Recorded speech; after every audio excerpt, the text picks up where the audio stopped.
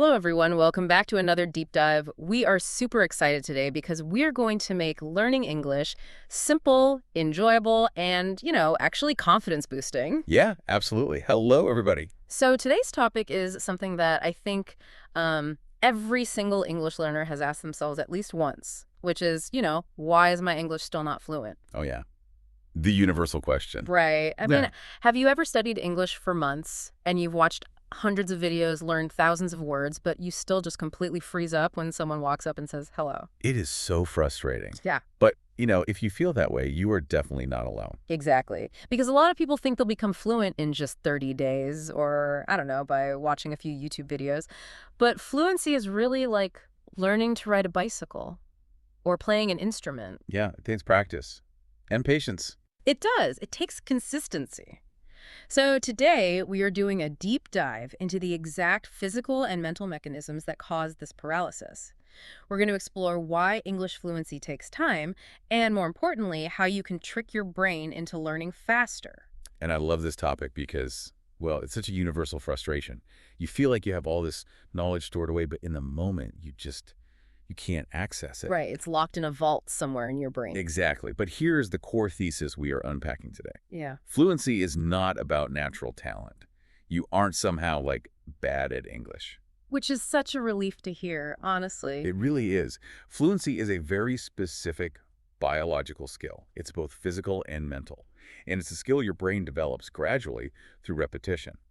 So once you understand the biology of how that works, you can completely change how you practice. So let's get right into that biology because before we can speed up our learning, we have to understand why our brains get stuck in the first place. I was reading this fascinating breakdown in our source material about the mental gymnastics beginners put themselves through. Oh, the translation trap. Yes, the translation trap. It sounds intense. It is intense. It's basically a four-step neurological process that practically guarantees you're going to hesitate and stumble when you speak. Okay, break this down for me. What are the 4 steps? So here is what is actually happening in your brain during a conversation. Step 1, you think of your response entirely in your native language. Okay, makes sense. You start with what's comfortable. Right. Then step 2, you try to directly translate that native sentence into English. Which is where the panic usually starts. Oh, totally. Because then step 3 kicks in. Your brain pauses to run a diagnostic check on all the grammar rules you've memorized over the years. Oh, wow. So you're checking tenses, subject-verb agreement, all of that. Exactly. And then finally, step 4, you actually attempt to physically speak the words. I mean, just listening to that sounds exhausting. No wonder people feel so drained after a 5-minute conversation in a new language. It's incredibly taxing on your cognitive load. The prefrontal cortex, which is the logical rule processing part of your brain, is being forced to do all this heavy lifting in real time. So it's juggling too much at once. Yeah, think about a simple interaction. Someone asks you a standard question like, what are your hobbies? If you're stuck in that translation trap, your brain just starts scrambling. Right. It registers the concept of a hobby first. Yes. It thinks about how much you love cricket in your native tongue, and then frantically searches for the exact English equivalents, all while trying to remember if the wordplay needs an ing at the end. Oh, while your brain is doing all that intense processing, running those internal diagnostics, what's happening in the actual conversation? Well, nothing. Yeah. There's just this long, awkward, silent pause that you look like a deer in the headlights, right? Exactly. Because a truly fluent speaker doesn't translate. They just bypass steps 1, 2, and 3 completely. They just jump straight to step 4. Right. Their brain directly associates the feeling or the concept with the English phrase, I enjoy playing cricket. There's no middleman. So they've shifted the work away from the slow prefrontal cortex and moved it into the fast automatic processing centers. Precisely. But developing that automatic neural pathway, that takes targeted practice. And I think this is where we get it all wrong from the start, honestly. We treat learning English like it's a school subject. Oh, absolutely. We sit at a desk. Right, we sit down and we just memorize. We memorize grammar rules, vocabulary lists, verb tenses, dictionary definitions. We treat language like it's history or math or something. Like it's a list of facts. Exactly. But it's not a subject of facts to be memorized. It's a real-world procedural skill. That is a crucial distinction. In neuroscience, there's a big difference between declarative memory, which is knowing facts, and procedural memory, which is knowing how to do something. Like knowing the rules of English versus the physical act of using it. Right. Knowing the rules doesn't mean you can speak. I really want to visualize this for everyone. Think about it like learning how to drive a car. Okay, I like this analogy. You can sit in your bedroom, right? And you can memorize the entire driving manual. You can know every single traffic rule, every road sign, exactly how the engine works under the hood. You have perfect declarative memory. Yep, you're a driving expert on paper. On paper. But if I toss you the keys and put you on a busy, chaotic highway with trucks honking at you, that knowledge is not going to save you. No, you'd crash immediately. Exactly. Only the physical act of driving makes you a driver. Reading gives you the knowledge, sure, but only the active process of speaking actually builds the fluency. That's a great way to frame it. And it brings us to a major myth we need to dispel right away, because this myth causes so much anxiety for learners. Let's bust some myths. What is it? When we talk about being a fluent driver or fluent speaker, people often confuse fluency with speed. Oh, absolutely. There is this intimidating idea that to be fluent, you have to talk at 1,000,000 miles an hour. Like an auctioneer or something. Yeah, like if you don't speak incredibly fast, you aren't really fluent. And biologically, that is just not true. Fluency does not mean speaking fast. It means speaking naturally, with a steady rhythm, and expressing your ideas clearly. Okay, so it's about clarity. Exactly. It means understanding the other person and responding without those massive translation-induced pauses we talked about. So someone who speaks deliberately, maybe even a little slowly, but very clearly, is infinitely more fluent than someone talking incredibly fast while tripping over their words and making no sense. Precisely. Focus on clarity and rhythm first. The speed will come naturally later as your brain optimizes those automatic neural pathways. Okay, so if we accept that fluency is a physical and mental skill like driving a car on a highway, what are the actual mechanics of this? Like, how do we build it? Yeah, if we want to move past the mental block of the translation trap, what exactly is our brain and our body actually struggling with? Well, we can break the mechanics down into 3 categories: the raw materials, the physical execution, and the sensory input. Okay, let's start with the raw materials. I assume you mean vocabulary. Yes. There is a great analogy here from our sources about trying to build a house with only 100 bricks. Oh, I see where this is going. If vocabulary is the brick, then grammar is the cement. Exactly. You can know exactly how to mix the cement. You can know all the grammar rules perfectly. But if you only have 100 bricks, all you have is a pile of wet cement. You can't build a beautiful mansion with just 100 bricks. Mathematically impossible.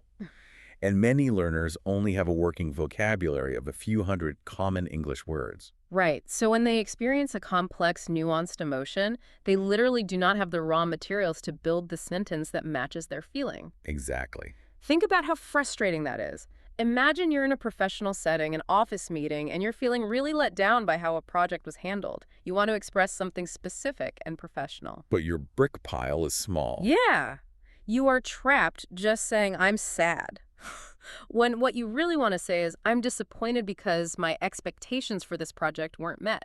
Right. The smaller your vocabulary, the more trapped your true personality is. That's a powerful way to put it. Your personality is trapped. And this connects back to why fluency takes time. You don't get a whole truckload of bricks dropped off in your brain in one single day. Sadly, no. No overnight deliveries for vocabulary. Exactly. Vocabulary is built and mapped in your neural networks word by word, conversation by conversation. Which brings up a really interesting question. Let's say I have the bricks, I've studied, I know the words. Right.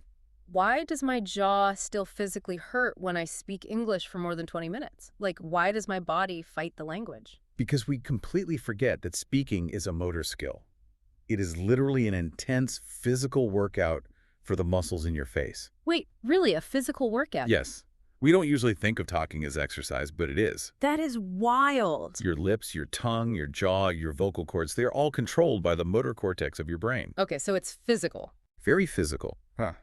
English has specific phonetic sounds that might not even exist in your native language. If you've never had to roll your tongue a certain way or push air through your teeth at a specific angle, those tiny muscles in your mouth literally lack the strength and coordination to do it smoothly. So it's pure muscle memory, just Yeah. like an athlete training for a new sport or, I don't know, a professional singer training their diaphragm. Yes, an English learner has to physically train their mouth muscles. I want to challenge you, the listener, to test this right now. Try saying these notoriously tough English words out loud wherever you are. Just really feel what your tongue is doing. Ready? Entrepreneur. Oh, that's a good one. Notice how the mouth has to shift back and forth for that one? Right. Okay, here's another. Comfortable, Hmm, particularly that one is tough. squirrel. And my personal favorite, which always trips people up, rural. Rural is fascinating from a biological standpoint. To say rural, your tongue has to retroflex. Yeah, it has to curl backward in the mouth in a way that simply doesn't exist in many Romance or Indo-Aryan languages. Wow. So it physically tires the muscles because they just aren't used to holding that posture. That is incredible. So the reason those words feel difficult isn't because you aren't smart enough to remember them. No, not at all. It's because your mouth muscles literally aren't in shape for those specific gymnastics yet. The more you speak, the more those muscles hypertrophy and build that coordination. Exactly. And that physical coordination is deeply tied to the third mechanic, which is sensory input, specifically the biology of listening. This is often referred to as the baby principle. The baby principle. Because babies are like the ultimate undisputed champions of language learning. They really are. Think about a newborn baby. From the day they are born, they are submerged in an ocean of language. They hear thousands of words every single day. But they don't actually speak right away. Right. They don't produce their first meaningful, structured sentence until they are around 2 years old. 2 whole years of just gathering data before they really try to use the bricks. Yes. They spend months and months just passively absorbing auditory data.